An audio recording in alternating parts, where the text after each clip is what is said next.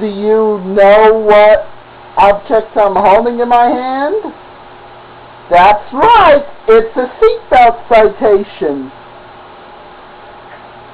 And do you want one of those to be given to you?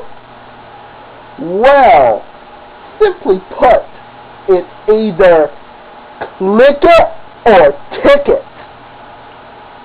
Because if you drive without a seatbelt on, you will have that citation in your possession.